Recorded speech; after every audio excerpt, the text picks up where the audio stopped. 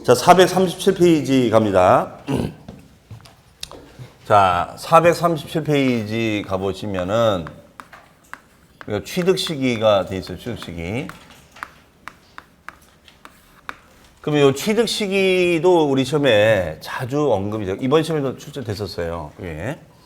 그럼 취득 시기는, 어떤 의미냐면, 이거거든요. 우리 취득세는 취득한 날로부터 출발해서 우리가 60일까지 우리가 신고하고 납부하자. 60일까지 신고하고 납부하자. 여기 신고 납부 기한이에요. 자, 근데 이걸 만약에 우리가 이행하지 않으면 어떻게 되는 거죠? 세금을 더 내야 되는 거잖아요. 가산세를 내야 된다는 거지, 가산세. 그렇죠? 자, 요거예요. 그러면 이때 요 취득 날짜를 어떻게 정하는 거냐? 이제 여기 이제 중요한 건데, 그럼 여기서는 이제 중요한 게 세 가지예요. 그럼 첫 번째는 원시 취득 날짜가 있는 거고, 그 다음에가 두 번째는 승계 취득 날짜가 있는 거예요. 두 번째는. 세 번째는 간주 취득 날짜가 있다. 이렇게 얘기가 됩니다. 네, 요 세 가지야. 이 세 가지 가지고 따져보자 이거죠. 그러면 원시일 때는 우리가 두 가지겠죠. 건물을 신축하자. 그 다음에 이제 매립하거나 간척을 하자. 요거죠. 그렇죠? 그러면 건물을 신축하거나 매립 간척하게 되면은 어떻게 될까요? 일단은 허가를 맡아야겠죠. 허가가 나야지 내 이름으로 등기가 되는 거예요. 그러니까 허가라는 것이 그래서 그만큼 중요한 거예요. 왜 이걸 따질까요? 부실공사할 수도 있는 거잖아요. 그렇죠? 얘가 부실공사 했는지 안 했는지를 진단해 봐야 될 거잖아. 그럼 만약에 얘가 부실공사로 판정이 됐다. 그러면 허가가 날까 안 날까? 허가 안 납니다. 그럼 난리 나는 거예요, 이제. 내 이름은 등기 못 하는 거예요. 그러면은 돈 많이 들여가지고 건물 다 지어놨는데 허가가 안 되면 내 이름은 등기가 안 되는 거예요. 등기가 안 되면 팔 수가 없어요. 그러면 이제 이거는 이제 난리가 나는 거죠. 그만큼 그래서 허가라는 개념이 되게 중요해요. 허가를 받았냐 안 받았냐.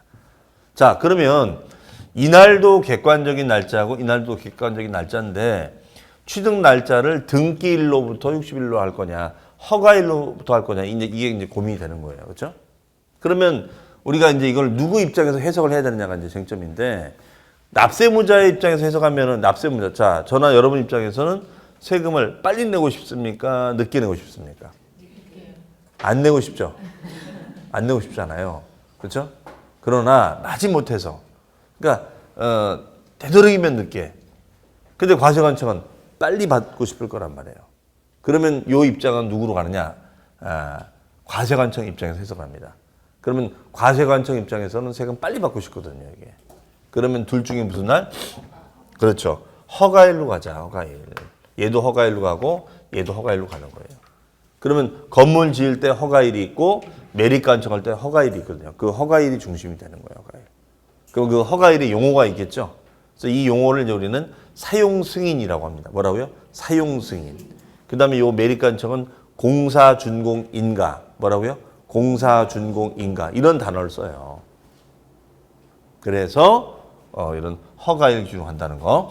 자, 그 다음에 이제 승계입니다. 승계. 요 승계가 또 중요한데 우리 승계는 둘로 또 나눠지죠. 우리가 유상승계냐 아니면 무상승계냐 이 둘로 쪼개져요.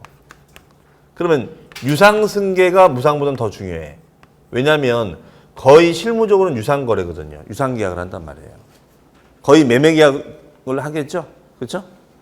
그러면 유상승계는 당연히 매매 등을 할 거니까 매매 등의 계약서를 쓸 거니까 당연히 계약서를 보면은 어떻게 돼 있겠어요? 계약금 들어가고, 그렇죠? 그 다음에 이제 중간에 내는 돈을 뭐라고 하죠? 중간에 내는 돈? 중도금 내죠, 중도금 내잖아. 그럼 중도금 낸 다음에 이제 마지막 주는 걸 뭐라고 그래요? 잔금을 치르는 거예요, 잔금. 그러면 잔금을 치르면 이제 내 이름으로 넘겨받는 거죠? 그러면 이제 등기전이 돼야지, 등기전. 그러면 이때는 취득 날짜를 이 네 가지 날짜 중에 어디에 이제 해당이 돼야 되냐가 이제 문제예요. 그렇죠? 그러면 빠른 날이니까 계약일이 되는 거 아니야? 아니, 이렇게 되면 안 돼. 왜? 계약이나 중도금은 중간에 계약이 파기가 될 수 있죠. 파기되면 없던 일로 되는 거잖아요, 다. 그러니까 파기되기 힘든 날짜로 해야 돼. 그러면 잔금 날짜 아니면 등기 날짜로 해야 된단 말이야. 맞죠? 그러면 요 논리를 쫓아가면은 얘네 둘은 무슨 날짜로 가야겠어요? 둘 중에 빠른 날이니까. 잔금 날짜. 그렇죠. 둘 중에 빠른 날이니까 이 경우에는 잔금 날짜로 해야 된다 이런 얘기예요. 이해되시죠? 네. 자, 이걸 개념 이해하시면 되지. 뭐 굳이 억지로 외울 필요 없잖아요. 아, 이런 날짜가 잔금하고 등기했는데 이때는 왜 잔금이냐? 둘 중에 무슨 날이니까? 빠른 날이니까. 빨리 받고 싶을 테니까. 그렇죠? 물론 간혹가다 등기가 먼저 올 때도 있어요. 좀 이건 특이한 건데 간혹가다가 이 물건이 뭐 너무 급매물이라든가 좋은 물건이면 등기가 먼저 올 때도 있거든요. 그때는 이제 등기 날짜가 될 수도 있어요. 항상 잔금 날짜가 되는 건 아니야. 근데 거의 실무적으로는 잔금 날짜가 우선이지. 이해되시죠? 자, 그런데 문제는 요 잔금 날짜가 또 쪼개져요. 여기 둘로 또 쪼개져. 요 잔금 날짜를 둘로 나누는데 어떻게 나누냐면 객관적인 취득 거래가 됐을 때는 얘네들은 사실상 잔금 지급일 이런 식의 말을 써줘요. 이런 식의 말을 써줍니다. 하지만 개인과 개인 간의 거래를 했었을 때는 개인과 개인은 서로 주관적이죠. 자, 이런 거래를 했을 때는 사실상이 아니라 계약상 잔금 지급일로 갑니다. 이걸 이렇게 이원화 시켜놨어요. 그러면 일단 이거부터 우리가 일단 해결을 해보자고요. 그럼 거의 저나 여러분이 만나서 개인과 개인끼리 거래를 하겠죠? 자, 그럼 개인과 개인 간의 거래는 서로 잔금을 주고받았다는 것을 과세관청이 객관적으로 확인하기 쉽지는 않아요. 아니, 둘이 뭐 역 앞 커피숍 앞에서 잔금 500을 줬다는데 그걸 어떻게 알아? 그렇죠? 커피숍에서 돈을 줬는지 아니면은 애경백화점 밥집에서 돈을 줬는지 그걸 어떻게 일일이 확인합니까? 그러니까 이 개인 간의 거래는 뭐밖에 믿을 게 없다는 거예요. 계약서. 오로지 계약서예요. 그래서 우리가 개인 간의 매매 계약서 쓰면 제일 중요한 게 계약서예요. 계약서. 그러니까 계약서 분실하면 난리 나는 거지. 그러니까. 그렇죠?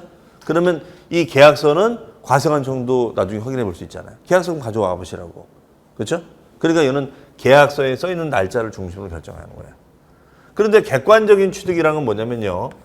계약서가 아니래도 객관적으로 확인이 가능하다면 그 날짜를 사실상 잔금 날짜로 봐주겠다는 거예요. 그러면 계약서가 아니래도 객관적으로 확인이 가능한 날짜가 있냐? 있지. 예를 들어서 자, 이게 뭡니까? 그렇죠. 자동차. 그렇죠? 그럼 승용차를 평택항을 통해서 수입을 해온 거야. 그러면 이거 수입하면 평택항을 통해서 수입해 오면은 거기에 평택 세관을 거쳐야죠. 그렇죠? 그 세관을 거치면은 통관 서류가 있단 말이에요. 통관 서류. 그 통관하는 통관 서류가 있어요. 그 통관 서류에 보면은 여기에 날짜가 나올까요, 안 나올까요? 날짜가 나와요. 수입 날짜가 찍혀 있거든, 이게. 예? 그러면은 얘는 뭐 그쪽 외국하고의 뭐 계약서도 있기는 하지만 이거는 이날 수입됐다는 날짜가, 수입으로 취득했다는 날짜가 딱 찍혀 있단 말이야. 이 공문서가 있어요. 그럼 이 공문서로도 확인이 가능해. 그렇죠? 그러면은 이 날짜에 돈을 뭐 어떻게 하기로 한 수입한 날짜가 나와 있다는 거죠.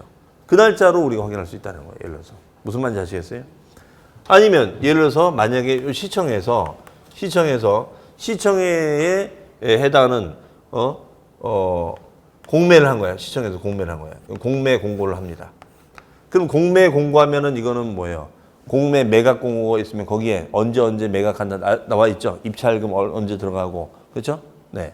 아니면은 우리가 공매 사이트 들어가면은 그 사이트에 다 나와요.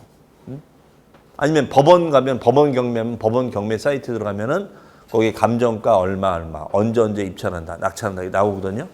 그러면 얼마든지 이거는 확인이 가능한 거야. 그러면 이렇게 충분히 객관적인 서류로 확인이 가능한 잔금 날짜를 뭐라고 한다? 사실상 잔금 날짜. 이해하셨어요? 네. 그러면 이제 이러한 객관적인 취득 거래가 뭔지를 아는 게 되게 중요하겠죠. 왜? 이런 거래가 아니면 다 이거니까. 그렇죠? 자, 이렇게 이원화돼 있다는 거예요. 그러면 우리 교재 한번 볼까요? 그런 날짜가 있는지. 가로 1번에 보시면 457페이지 가로 1번에 유상승계 취득에 동그라미 1번 별표시. 자, 거기다가 뭐라고 쓰시냐? 객관적인 취득 써놓으시면 되겠죠. 이런 객관적인 취득은 뭘로 간다? 사실상 잔금 지급일. 즉 계약서상의 잔금 지급일에 물론 계약서도 있겠지만 이거 안 보고 실제 잔금 날짜로 보겠다. 그런 경우가 뭐냐? 첫 번째 국가지자체. 국가지자체랑 거래하면 다 날짜 나와 있겠죠? 입찰 서류 다 나와 있습니다. 그 다음에 니은 수입 서류에 나와 있겠죠? 그 다음에가 공매 사이트 들어가면 다 나와 있어요. 그 다음에 판결문, 이거는 계약서 말고 판결문에 나와 있어요. 언제 뭐 갑과 을이 취득을 해서 분쟁이 생겼다. 이게 나오거든요, 이게. 그 다음에 미음이 뭐요? 법인장부. 법인장부에 따로 확인해. 계약서 말고 법인장부, 보통 우리 기장이라고 하잖아요, 기장한다. 세무사 맡기는 이런 장부에 다 기록이 돼 있거든요. 그러면 이걸로도 충분히 확인이 가능한 거야. 그러면은 이렇게 가는 겁니다. 그러면 여기는 객관적인 취득은 국가, 수입, 공매, 법인장부, 법원의 판결문 요거 얘기하는 거죠. 그러면 우리가 굳이 외우지 않아도 객관적인지 아닌지 금방 드러나죠. 누구랑 했어요? 국가랑 수입, 공매, 법인장부, 판결문. 이랬을 때는 요 날짜로 간다. 야, 그럼 이제 물어보는 거죠. 국가랑 한 거냐? 아니요. 수입한 거냐? 아니요. 공매로 낙찰받은 거냐? 아니요. 소송에서 산 거냐? 아니요. 요거는 분양받은 거냐? 아니요. 소송에서 판결받은 아니요. 그럼 너희들 뭐니? 저희는 블로그에서 만났는데요. 블로그에서 만나가지고요. 예, 중개보수 좀 아끼고자 커피숍에서 만나서 계약서 썼는데요. 그러면 등기는 법무사 가서 하면 되지 뭐. 그렇죠? 그러면 블로그에서 만났는지 인스타에서 만났는지 어떻게 알아? 그거를. 그렇죠? 인스타 다 뒤져볼 거예요. 이게. 그러니까 믿을 거는 뭐밖에 없다? 계약서밖에 없다 이거야. 그러면 저하고 여러분이 매매 계약서 쓰면은 우리 둘 간에는 누군지 시청에서 관심이 없어요. 그렇죠? 그러니까 오로지 믿을 거는 뭐다? 계약서. 계약서 들고 오세요. 계약서. 이렇게 보는 거죠. 근데 얘는 계약서 말고도 얼마인지 확인이 가능하거든.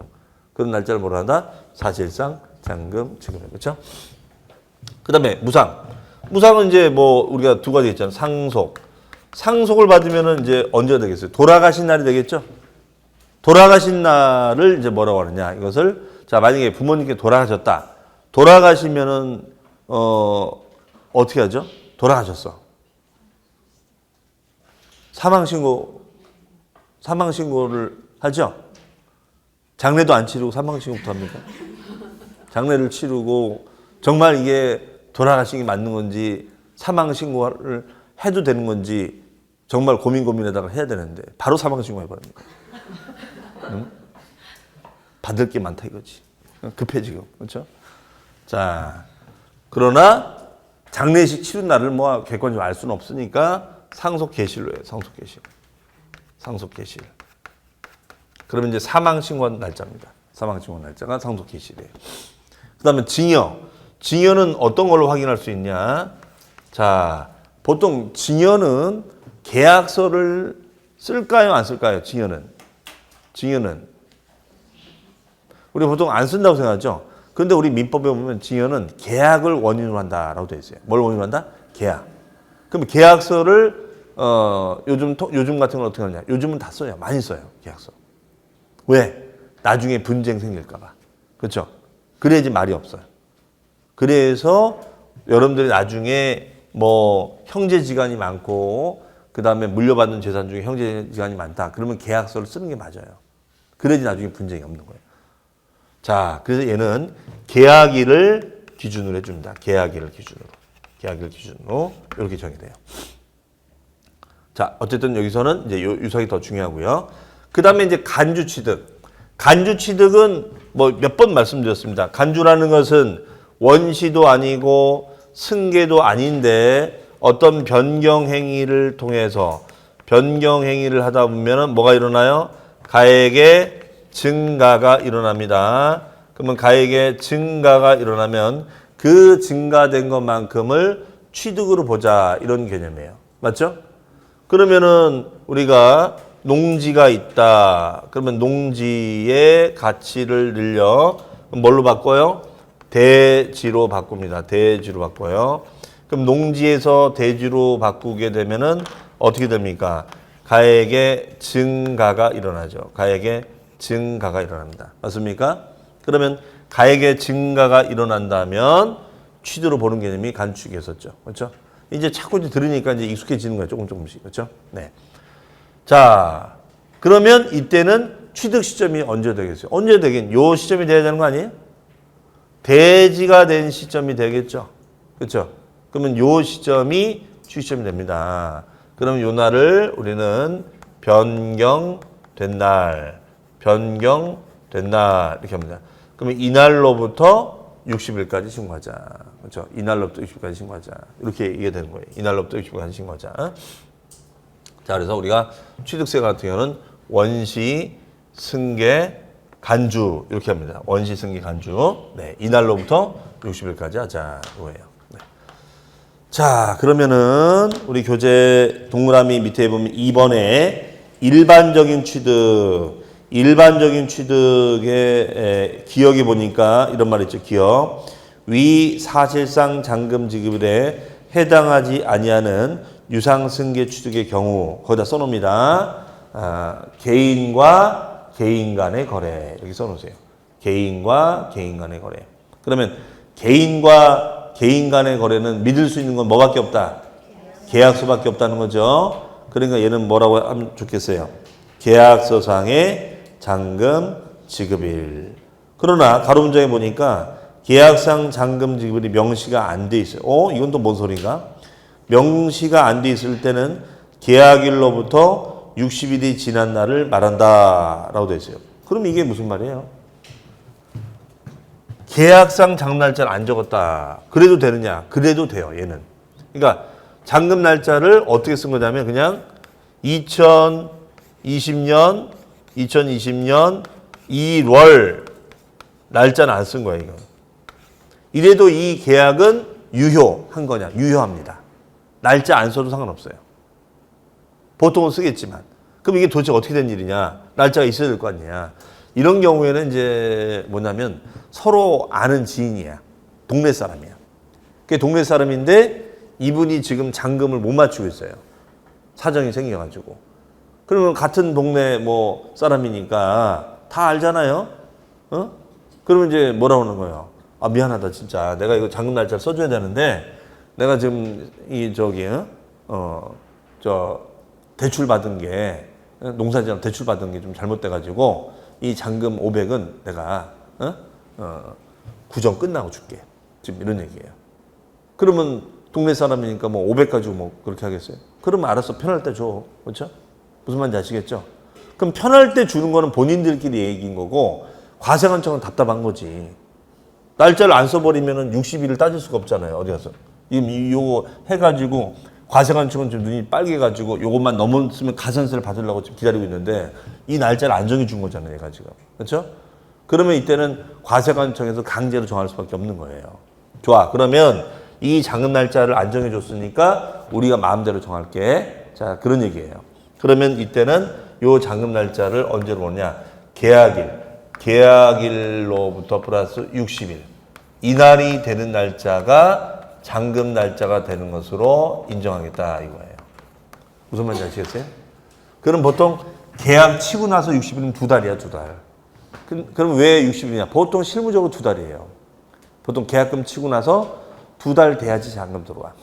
근데 이게 중개사한테는 되게 중요한 게 잔금이 들어와야지 중개보도 다 받는 거예요. 그럼 2달 동안은 이 계약이 깨지면 안 되는 거야. 얼마나 가슴이 떨려. 계약 받았는데 중간에 뭐 안 맞아서 파기가 되면 그냥 없는 거지 뭐. 그렇죠? 그러니까 2달 동안 아무 무탈해야 되는 거야, 이게. 그렇죠? 그래야지 이제 2달 뒤에 돈이 들어오는 거야, 이게. 그렇죠? 그래서 계약금 했다고 그래가지고 여러분 친구한테 야, 나 중개 계약했다고 해서 막 밥 사고 술 사고 다 했어요. 그랬더니 깨져버린 거예요. 무슨 말인지 아시겠죠? 그러니까 이게 잔금 치를 때까지는 마음을 못 놓는 거예요, 이게. 그렇죠? 그래서 보통 60일 잡아줍니다. 자, 그렇게 얘기하는 겁니다.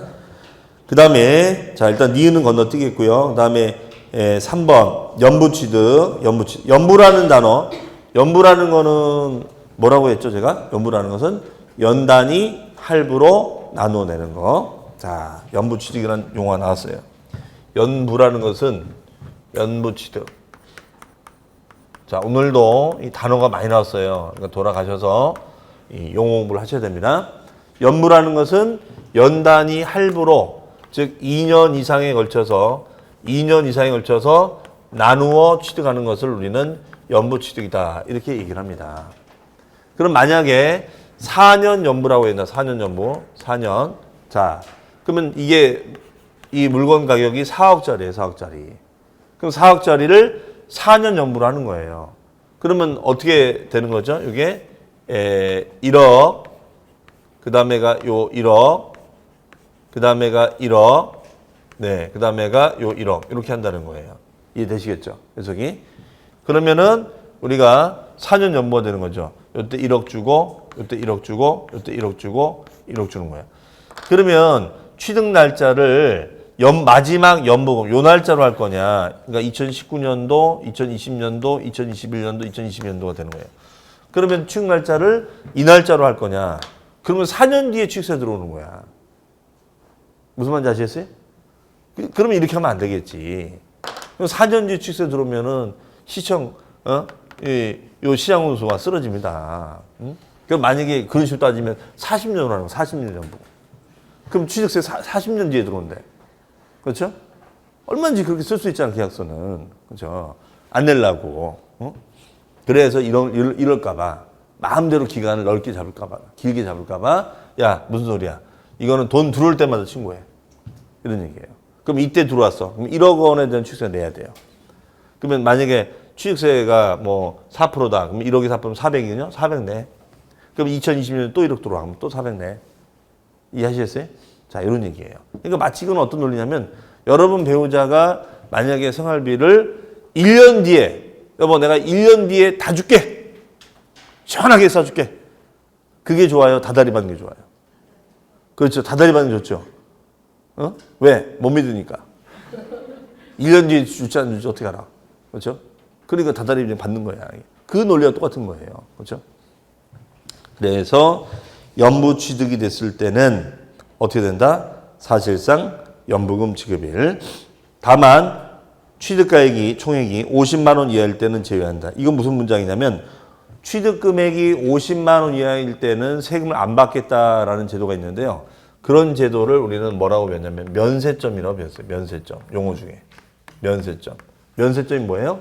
세금이 면제가 되는 기준점 이렇게 얘기합니다. 세금이 면제가 되는 기준점 이렇게 얘기합니다. 네. 자, 그 다음 페이지에 가보시면 연부취득의 정의 나와 있으니까 읽어보세요. 그 다음에 동그라미 4번. 다만 등기 등록일을 취득시로 하는 때가 있다. 즉, 위 1번, 2번, 3번에 따른 취득일 전에 먼저 등기 등록했을 때는 그날이 된다. 이게 무슨 말이에요? 아까 요거 있잖아요, 요거. 잔금 치르고 나서 등기하면은 잔금 날짜가 되지만 둘 중에 빠른 날이니까 만약에 등기를 먼저 했다면 둘 중에 빠른 날이면 무슨 날짜가 되는 거예요? 등기 날짜가 된다. 이런 얘기가 되겠죠. 맞습니까? 네. 그 다음에가 무상승계. 자, 무상승계는 두 가지가 되는 거죠. 우리가 상속을 통해서, 증여를 통해서. 그래서 상속일 때는 개시일, 증여일 때는 뭐가 된다? 계약일. 이해하시겠죠?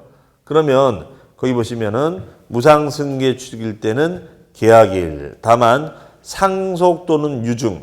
유증이라는 게 뭘까요? 유언이죠, 유언.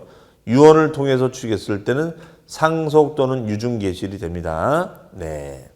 그 다음에 동그라미 2번에 예외 계약일 전에 등기 등록했을 때는 등기 등록이 된다. 이것도 뭐예요? 둘 중에 빠른 날. 그러니까 이거잖아요.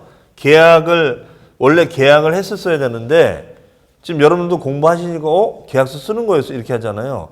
그 계약을 안 하고 먼저 등기를 해버린 거야. 그렇죠?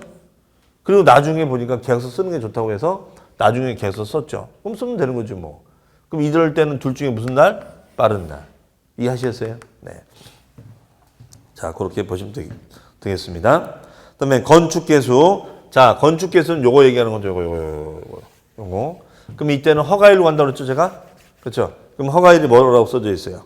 건축이나 개수했을 때는 밑줄 사용 승인서를 내준 날. 사용 승인서를 내준 날과 사용일 중 빠른 날. 그럼 이게 무슨 말이냐면 이거예요. 허가일로 간다고 했잖아. 허가일. 허가. 그럼 허가일이 나야 되는데 지금 허가일이 만약에 오늘이 몇 월 며칠이에요? 오늘이 몇 월 며칠이죠? 11월 20일인가요? 11월 20일 날 허가 예정이었어. 허가가 예정이 됐었거든요. 그럼 이날이 되는 건데 허가가 또 미뤄진 거야. 일주일. 담당자가 지금 어디 지방 출장 갈 때. 그래서 다음 주로 해야겠다는 거야. 그런데 지금 이 건물에 지금 입점하기로 했거든요. 이날 입점을 하기로 했단 말이야. 허가 난다고 해서. 그렇죠? 그럼 입점해가지고 이제 전단지 다 뿌렸어. 이제 오프닝 멘트 해가지고 뭐 봉 세우고 막 하잖아요. 이제 마이크 다 불러놓고 이제 하는데 갑자기 허가 미뤄졌다는 거야. 이럴 수 있느냐? 그럼요. 네? 그럼 이제 난리 나는 거죠, 이제. 그렇죠? 하지만 장사해야지 어떻게 해. 지금 이 오프빨 때문에 하는 건데. 그러면 허가가 안 난 상태에서도 이 건물을 사용할 수 있을까 없을까요? 사용할 수 있어요. 사용 가능합니다. 이게 사실상 사용이래요. 사실상 사용이. 그러면 이날이 더 빠르다. 이날이 때는 이게 더 빠르잖아요. 그렇죠? 네, 허가는 나중에 나는 거니까. 그러면 이때는 뭐가 된다? 사용이에요. 그렇죠? 이런 말이 없으면 허가예요. 그렇죠? 자, 그 뜻이에요. 그래서 그 건물의 허가일을 뭐라고 한다? 사용 승인이라는 단어를 씁니다. 자, 이제 오늘 처음 배웠으니까 또 이제 우리 공법 시간에 들을 때 더 자세히 들어보세요. 그 다음에 이제 과세표준 갑니다. 자, 그럼 이제 취득 시기에 얘기에 대한 얘기는 다 했습니다. 그래서 취득 시기의 의미는 신고 기한을 정할 때 이날을 알아야지 60일 따질 수가 있다. 그러면 원시는 허가일 기준, 신축이나 매립간청, 승계는 유상일 때는 잔금일 기준.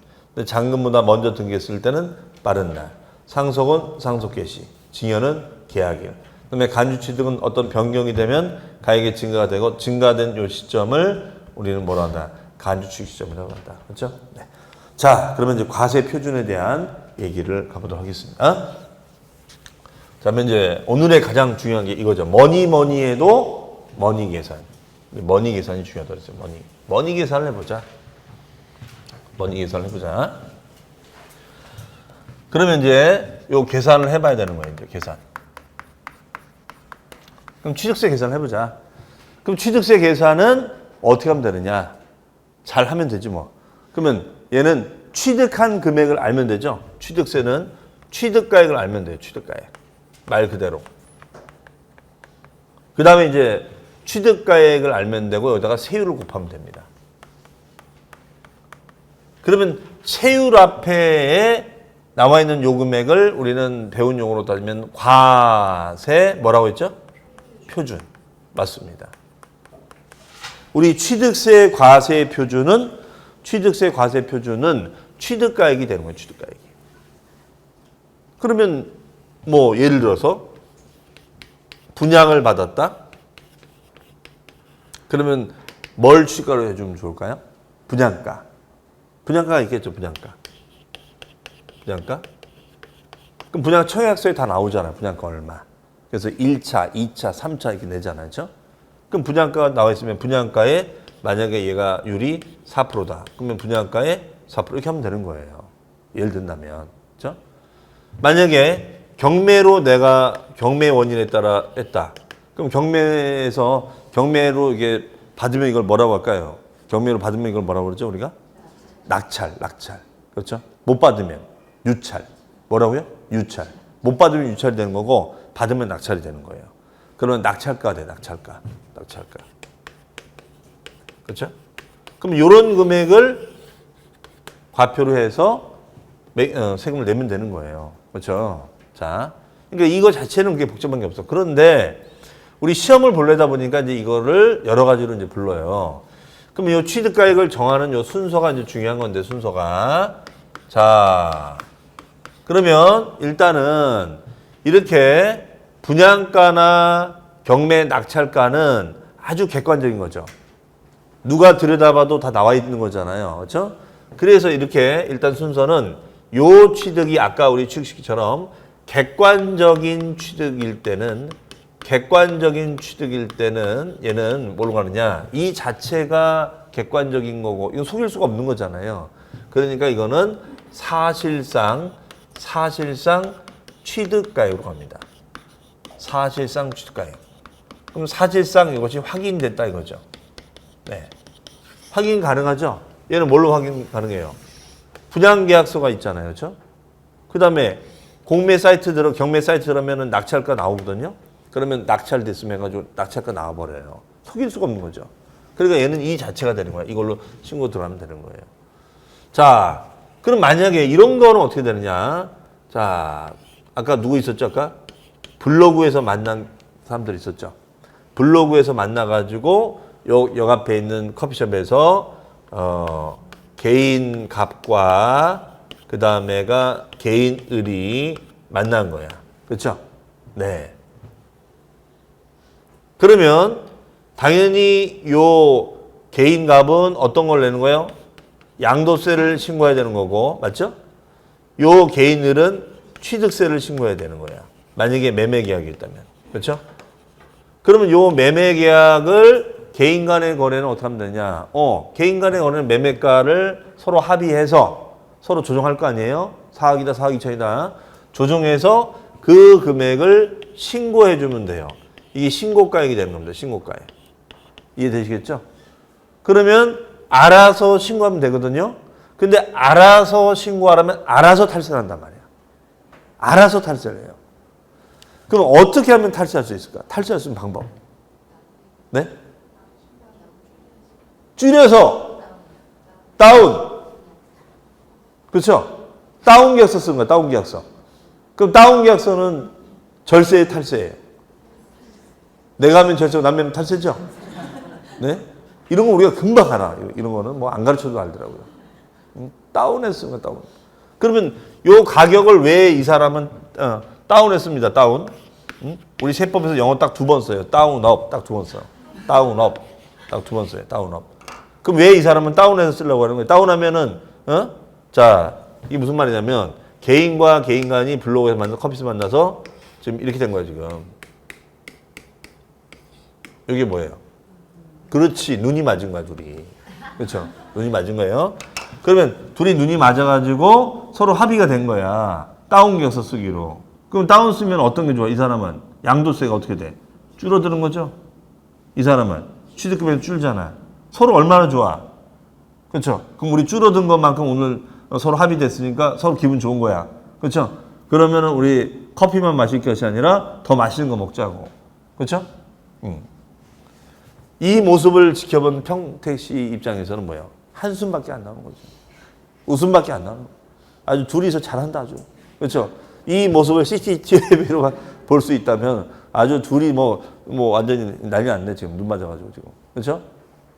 그래서 과세관청은 얘는 걱정이 안 돼. 얘는 속일 수가 없으니까 얘네들 거래는 걱정하지 않아요. 근데 너네들 거래는 걱정이 된다 이거예요. 그러면 알아서 신고하면 알아서 탈세하잖아. 그러면 신고를 잘했나 못했나를 따져봐야지. 맞아요? 신고를 잘했나 못했나 따져봐야죠. 그렇기 때문에 이걸 갖다가 검증을 해봐야 돼. 이 신고가 잘했나를 검증해봐야 돼. 검증 기능이 필요해. 검증. 그래서 검증해봤는데 얘가 문제가 있어. 그러면 이거 인정하면 된다 안 된다? 안 된다는 거예요.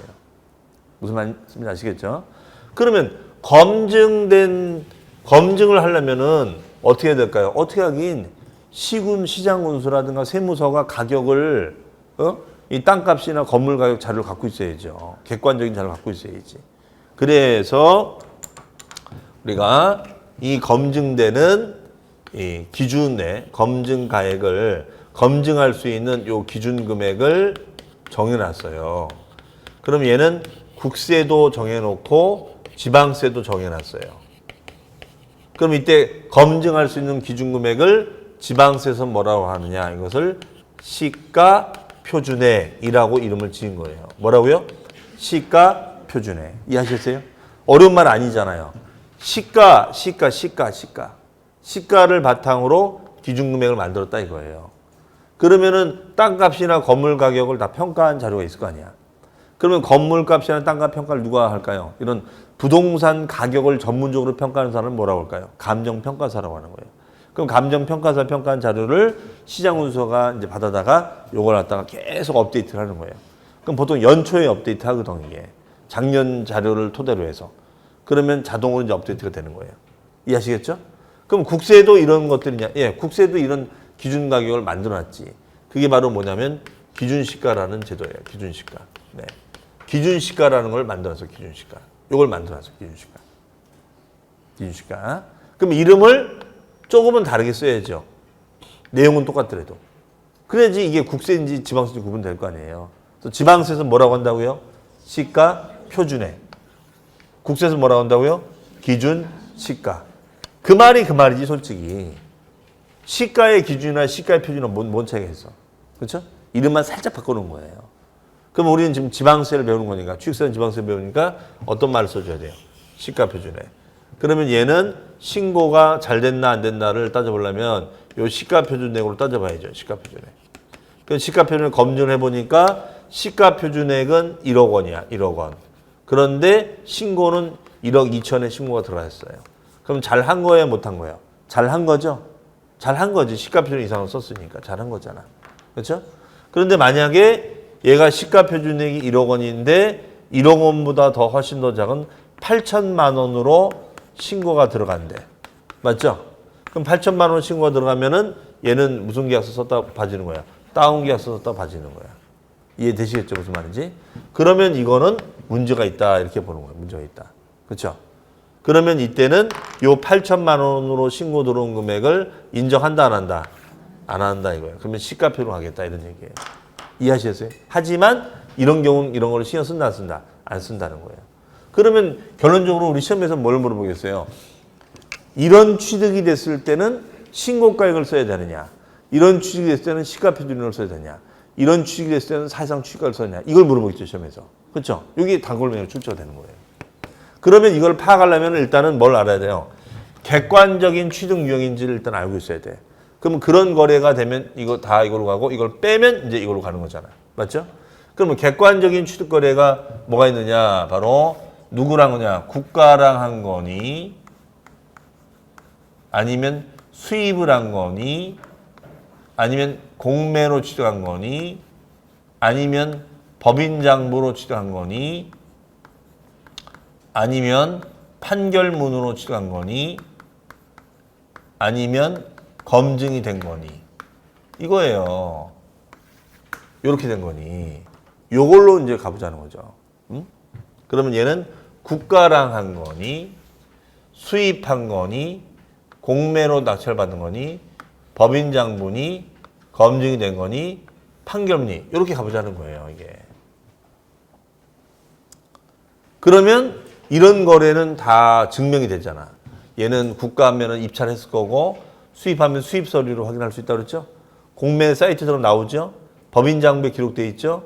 검증, 판결문. 이때 검증은 또 뭐냐? 검증. 이거는 여러분들 중개사법이 나오는 건데 여러분 중개사법 보면 이거 나오죠?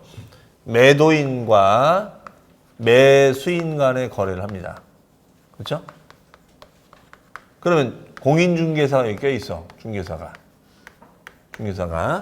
그러면 중개사가 여기 껴있으면은 중개사의 의무가 있죠.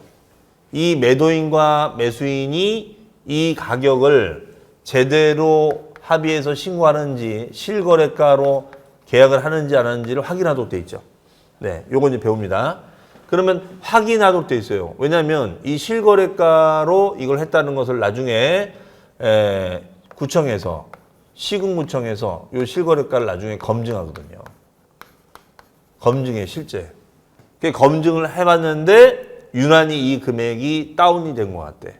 그러면은 이게 적발됐다. 그럼 중개사가 중개법을 위반하게 된 거예요. 확인을 제대로 안 해준 의무를 게일리했다 이거죠. 그럼 중개사 처벌받습니다. 그럼 중개사 처벌, 매수인 처벌이에요. 이게 굉장히 강력한 기준이에요. 그렇기 때문에 이 검증 자체는 믿을 수밖에 없는 거야. 이해하시겠죠? 그럼 누가 검증해 준 거예요? 여기서 검증해 준 거예요. 그러니까 이건 객관적일 수밖에 없겠지. 그렇죠? 자, 그러니까 여러분들이 나중에 할 일이 여러분 입회하에 쓰게 됐을 땐 이 금액을 다운이나 업계약서 쓰게 되면 중개사도 처벌받습니다. 큰 처벌 받아요. 그러니까 이거 조심하셔야 된다고요. 나중에. 그렇죠? 그러니까 이거는 누가 봐도 검증된 거다. 그러면 이제 어떻게 하자는 거예요? 일단은 취득 유형이 있으면은 일단 따져봐야지. 국가랑 한 거니? 아니요. 수입한 거니? 아니요. 공매한 거니? 아니요. 그럼 중개사 입회하에 검증된 거니? 아니요. 법인장부에 기록된 거니? 아니요. 판결문이? 아니요. 그럼 너희들은 뭐니? 아, 저희들은 블로그에서 만난 사이인데요. 이거야. 눈이 맞아 있는데요. 이 얘기야 지금. 그러면 니네 신고 한번 해봐. 그렇죠? 근데 검증해 보니까 걸렸어. 그럼 인정한다 안 한다? 안 한다. 그 뭘로 간다? 시가표준에. 무슨 말인지 아시겠어요? 네. 자, 그러면 그 얘기 어딨냐? 그 439페이지 맨 위에 1번에 원칙 밑줄, 원칙에는 뭐라고 되어 있습니까? 취득 당시 신고가액. 무슨 뜻인지 아시죠? 네, 알아서 신고하세요. 다만 신고가액 중에 특이한 게 다만 두 번째 줄, 연무로 취계할 때는 신고가액이 뭐가 돼요? 전체 금액이 아니라 연무 금액이 된다. 그러면 4년 연무로 취계했을 때는 취득가액을 4억으로 한다, 1억으로 한다. 그렇지, 1억으로 한다. 이 얘기죠 지금? 네, 연무 금액이니까 지금 이거 얘기하는 거예요 지금. 그러나 2번 별표시 다음의 경우에는 시가표준액이다. 시가표준액은 신고에 문제가 생겼을 때죠. 어떤 경우 신고 또는 표시가 없거나 그 신고가액이 뭐보다 적었을 때 시가표준액보다 적었을 때는 시가표준액. 그럼 시가표준액 뭔지는 거기에 1, 2, 3 돼 있는데 1번에 정의가 잘 나와 있죠. 자, 밑줄. 시가표준액의 뜻은 과세권자가 뭐를 동그라미 지방세입니다. 국세가 아니라 지방세를 과세할 때 과세의 기준이 되는 금액으로서 보통징수가 되는 재산세 과세 표준의 기준이 되며, 그렇죠? 무신고가 됐을 때는 세금 계산 기준으로 삼는 금액이다. 문장의 뜻 이해하시겠죠? 그러면 우리 국세에서는 검증되는 가격을 뭐라고 했죠? 기준시가. 그렇죠? 기준시가. 그러면 거기다가 뭐라고 쓰시냐? 491 동그라미 4번 이렇게 써놓으세요. 491. 자, 그럼 491페이지 갑니다. 491.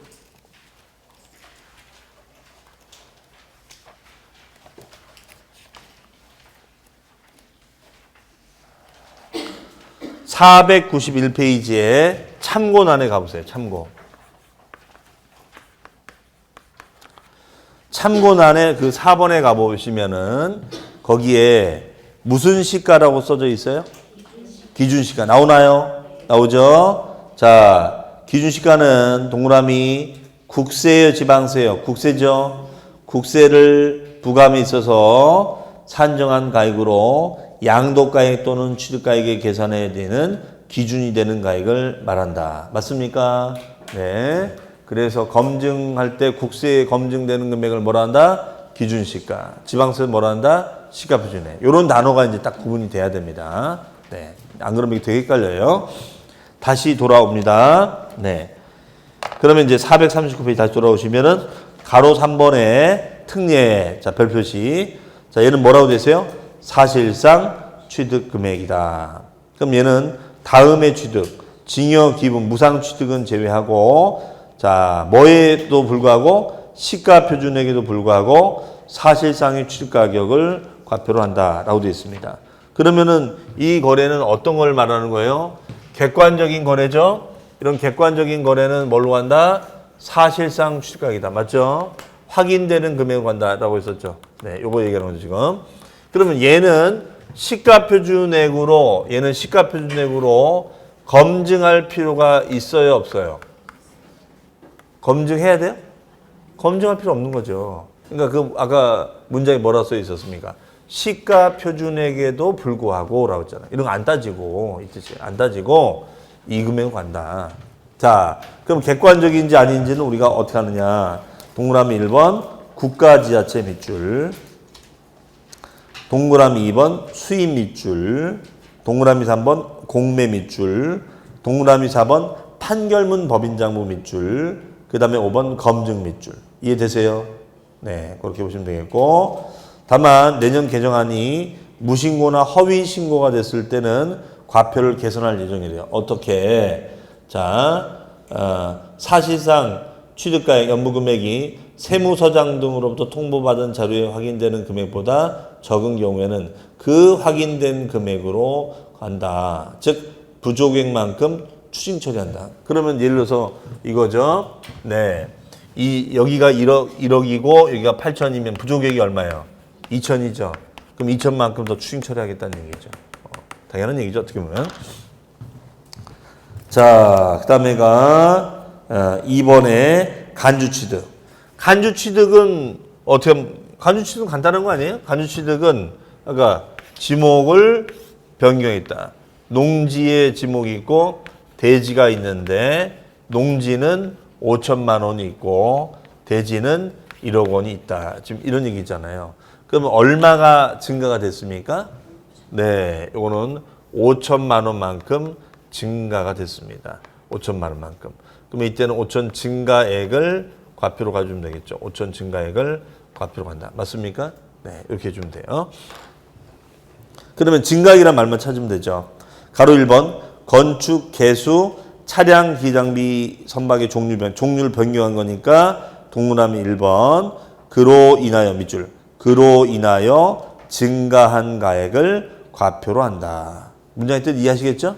네. 오른쪽 2번 제가 설명드린 게 2번이죠. 토지의 지목. 토지의 지목을 바꿨을 때는 그로 인하여 뭐한 금액을 과표로 한다? 증가한 금액을 과표로 한다. 까지 밑줄. 네. 그렇게 하시면 돼요. 자, 나머지 1, 2번은 그냥 건너뛰겠습니다. 그 다음에 3번 부동산을 취득할 수 있는 권리의 특례. 자, 요거까지 설명드릴게요. 그 부동산을 취득할 수 있는 권리의 특례는 뭘 말하느냐? 그거는 마이너스 분양권. 써놓으세요. 가로치시고 마이너스 분양권이에요. 마이너스 분양권. 마이너스 분양권.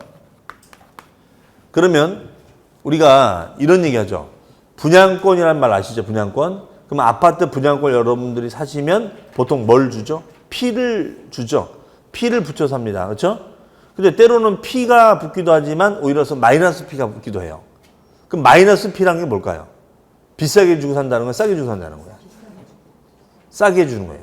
마이너스니까. 그러면 계약상 금액보다도 계약상 금액은 뭐 4억인데 얘는 마이너스 분양권이니까 더 싸게 주고 산다는 거예요. 4억이 아니라 뭐 3억 뭐 5천에 3억 5천에 산다는 거예요. 그러면 이때 요 마이너스 분양권 마이너스 P가 얼마예요? 5천이 되는 거지. 5천. 그러면 우린 취득세 신고를 4억으로 들어가야 되느냐 3억 5천으로 들어가야 되냐 이거예요. 얼마로 들어가요? 3억 5천으로 들어가야겠죠. 왜? 내가 이 돈 준 게 내가 3억 5천이니까. 이해되세요? 무슨 말인지? 네, 요걸 말하는 거예요. 자, 그럼 한번 볼까요? 부동산을 취득할 수 있는 권리에다 밑줄 치시고 분양권 쓰세요. 분양권을 타인으로부터 이전받은 자가 부동산을 취득한 경우로서 지출하였거나 지출할 금액, 실제 지출 금액이 분양 공급 가격보다 낮았을 때는 실제 지출 금액을 과표로 한다. 그러면 분양 공급 가액은 4억인데 실제 지출된 금액은 3억 5천이다. 그럼 뭘로 간다? 3억 5천. 이해되세요? 네. 이걸 우리가 마이너스 분양이라고 하죠. 마이너스 분양. 그렇죠? 그러니까 만약에 마이너스 분양, 그러니까 이거는 거의 왜 이렇게 마이너스 분양이 된다는, 분양권 산다는 건 거의 이 집 아파트 단지가 뭐예요? 거의 미분양이 많다는 거지. 그러니까 마이너스 P가 도는 거예요. 그렇죠? 자, 그러면 사실은 이거를 이게 옛날에는 이런 규정이 없었는데 이게 새로 생긴 규정이에요. 사실은 생긴 지 얼마 안 된 거예요. 그러니까 무슨 말이냐면 요게 이제 누가 질문을 한 거야. 질문을. 행정관청에다가 너무 궁금해서 질문했는데 이게 이게 법으로 돼버린 거야. 그러면 자 보세요. 분양권 아시죠? 분양권. 그럼 분양권을 사면은 분양권을 사면 분양권 사면 취득세를 내야 되냐? 아니요. 분양권 자체는 취득세 대상이 아닙니다. 우리 취득세 대상은 아까 오전에 정리했지만 토지, 건축물, 차량, 선박, 항공기 장비, 광학권, 어업권, 회원권, 임목이에요. 요거밖에 없어요. 분양권은 아니야. 그럼 내가 분양권 사가지고 그냥 잠깐 들고 있다가 피 붙여서 팔고 나가버렸어요. 그러면 없는 거야, 취득세는. 그런데 이 사람이 그 분양권을 여러분 샀단 말이에요. 근데 여러분 진짜 여기 입주하고 싶은 거야. 그러면 이제 분양권 피를 주고 사고 그 다음에 이제 잔금을 치릅니다. 그러면 잔금을 치르는 순간 이건 이제 아파트가 되는 거야, 내 거야. 그럼 이때가 돼버리면 이때는 취득세를 내야 돼요. 무슨 말인지 아시겠죠? 근데 이분의 질문이 뭐였냐면 그러면 분양피 이 프리미엄도 취득세 신고 대상이 되느냐 이렇게 물어본 거야. 그러면 이 분양 프리미엄을 취득세 신고를 했을까요, 안 했을까요? 그동안은 아무도 하지 않았어요, 이거는. 그럼 피가 5천 붙었다면 피 5천에 대해서 신고 안 했단 말이야. 요것만 분양권 금액만 신고가 들어갔지. 무슨 말인지 아시겠어요? 분양권이라는 게 뭐예요? 계약금 내가 분양 받으면 계약 치면 거기에 피가 붙는 거잖아. 그렇죠? 근데 이걸 신고를 안 했거든. 근데 이 사람이 이제 행정관청에서 질문을 한 거야. 분양 프리미엄도 신고를 해야 될 것 같긴 한데 신고하는 게 맞습니까? 안 하는 게 맞습니까? 그러니까 과세관청은 웬 떡이야 이거? 자, 그러면 프리미엄은 이 분양과 관련이 있어요, 없어요? 관련이 없어요? 관련이 있죠. 아니 피를 주고 샀잖아 내가 분양권을. 그러면은 요 분양 받을 때는 피값도 들어가야 되잖아. 들어가는 게 원칙이에요. 근데 그동안은 관행적으로 안 들어갔단 말이야. 그러니까 어떻게 됐겠어요? 난리가 난 거지. 왜? 5천에 대해서 신고 안 들어갔는데 지금 신고 들어가야 되는 거니까. 그럼 옛날보다는 취득세를 더 많이 내는 거예요, 지금 현재는요. 이것 때문에. 예? 누군가의 질문으로 인해서. 그렇죠? 자, 그랬더니 이분이 또 질문한 거야. 응? 그러면요, 우리가 마이너스 P는 어떻게 되는 건가요? 이렇게 또 물어본 거야. 그 과세관청은 이거만큼 더 받을 수 있어서 너무 좋아가지고 와 하고 있는데 갑자기 얘가 또 질문한 거야. 마이너스 P. 그럼 플러스 P는 더했으니까 마이너스 P는 어떻게 해줘야 돼? 그렇죠. 빼줘야죠. 그럼 당연히 이 계약에서 5천 빼고 이걸로 들어가야겠죠. 이해되세요? 이런 사연이 있는 거예요. 그래서 질문은 저한테 하시되 나라한테 하면 안 된다. 그렇죠? 그러면 이런 규정이 또 생기는 거야. 그럼 우리 또 공부해야 돼. 아셨죠? 이건 합격하고 나서 질문하셔. 합격하고 나서. 아셨죠? 자, 그러면 이번 시간에는 우리가 취득가액에 대한 연습을 해봤습니다. 취득가액을 과표로 하는데 과표를 정하는 순서는 일단은 얘가 객관적인 거래인지 보자. 그렇죠? 국가를 한 건지 수입한 건지 공매한 건지 법인장부인지 검증인지 판결문인지 이런 거래가 되면 사실상 취득가액이 되는 거고 그렇지 않으면 알아서 신고하세요. 근데 깜빡깜빡 그런데 알아서 탈수할 것 같으니까 검증하자. 뭘로? 지방세는 시가표주네. 국세는 기준시가인데 우리는 지금 지방세니까 시가표주네. 근데 이걸 갖다가 과소 신고하거나 무신고했을 땐 시가표주네. 맞죠? 그렇게 해서 우리가 과표를 정해주면 된다라고 했습니다. 그리고 세율을 부과하면 된다. 맞아요? 자, 그러면 이때 요 경우에서 요게 좀 중요한 거죠. 요 경우의 수가 매우 중요하다. 이런 얘기가 되겠습니다. 자, 그래서 이 거래냐 아니냐. 그 다음에 이런 분양권 같은 경우는 우리가 프리미엄 값에 대해서는 취득과 연계된 우리가 비용으로 봐서 요걸 붙여가지고 신고 들어간단 말이에요. 근데 지금 물어보면 마이너스 P는 어떻게 하냐. 그러면 이거는 계약상 금액으로 하지 않고 실제 분양가로 하자. 마이너스 된 것만큼 빼주고. 그렇죠? 자, 이렇게 가는 것을 말한다. 자, 그러면은 일단 여기까지 하고 잠시 쉬었다가 이제 세율 하겠습니다. 세율. 네.